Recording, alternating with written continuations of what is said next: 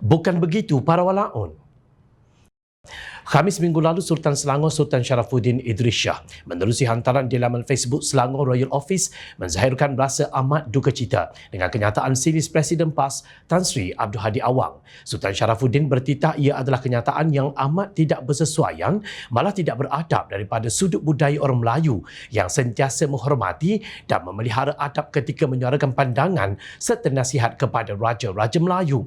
Kenyataan Ahli Parlimen Marang dalam tulisan beliau yang bertajuk Ketinggian Islam Wajib Dipertahankan pada 20 Februari lalu yang antaranya ditujukan kepada Raja-Raja Melayu disifatkan sebagai tidak beretika dan demi kepentingan politik semata-mata.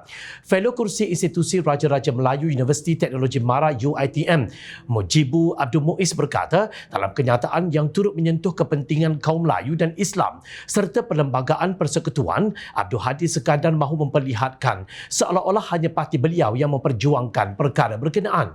Inilah dia, memperjuang sesuatu yang sebenarnya tiada isu pun, tapi diperjuang juga secara konsep kepartian untuk laba politik, walhal sejak dari mereka lagi sudah jelas termaktub di dalam perlembagaan soal Islam itu tidak boleh diganggu-gugat.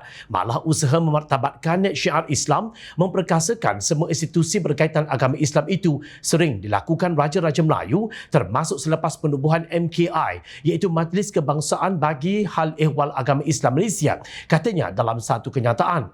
Mengulas lanjut, Mujibu berkata kenyataan Abdul Hadi bukanlah sesuatu yang mengejutkan kerana tokoh politik itu pernah melakukan perkara serupa kepada Sultan Terengganu Sultan Mizan Zainal Abidin sebelum ini. Dulu dia buat juga, tetap beri ceramah biarpun ketika itu Sultan Mizan duka cita, titah larang mereka yang tiada tauliah agama untuk berceramah di masjid-masjid di bawah seliaan Kerajaan Negeri Terengganu. Dia langgar juga, katanya.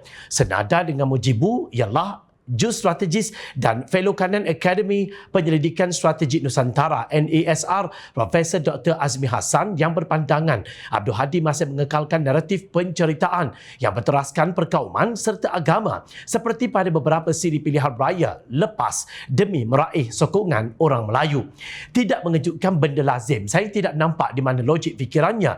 Beliau sebagai orang lama juga dipanggil ulama, untuk kali ini keluar kenyataan yang dikaitkan dengan Raja-Raja Melayu. Jadi kenyataan beliau itu amat mengecewakan, walhal tahu kedudukan Raja-Raja Melayu itu menjaga kepentingan semua umat Islam tanpa kira warna politik.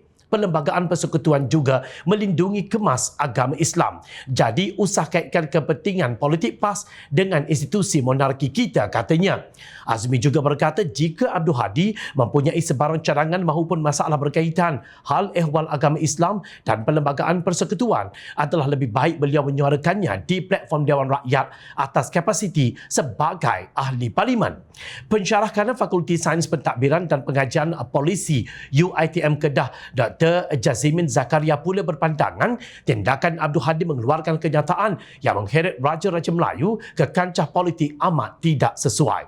Kedudukan Raja-Raja Melayu ini sensitif, suhu politik kita pula ketika ini kurang baik. Jadi bagi kenyataan di platform minda Presiden PAS hanya akan membuka ruang kepada orang lain untuk mengkritik kedudukan istimewa Raja-Raja Melayu, katanya dipetik bernama.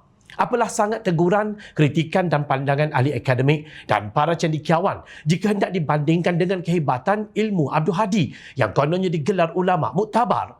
Bukan begitu para walaun. Mustahil bekas duta khas makan gaji buta itu akan mengambil pengajaran atau iktibar dengan semua yang pernah berlaku, kerana bagi beliau tiada sesiapa yang berhak mencampuri ulasan ulama dalam membela Islam. Abdul Hadi sentiasa betul, tidak pernah buat salah. Bukan begitu para walaun.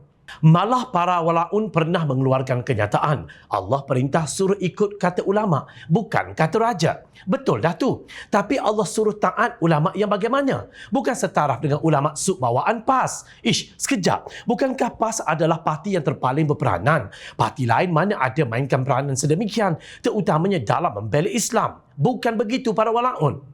Abdul Hadi terpaling membela rakyat setakat ini, berpuluh tahun bersuara di Dewan Rakyat. Dialah satu-satunya ahli parlimen yang membawa suara rakyat dan umat Islam selama ini.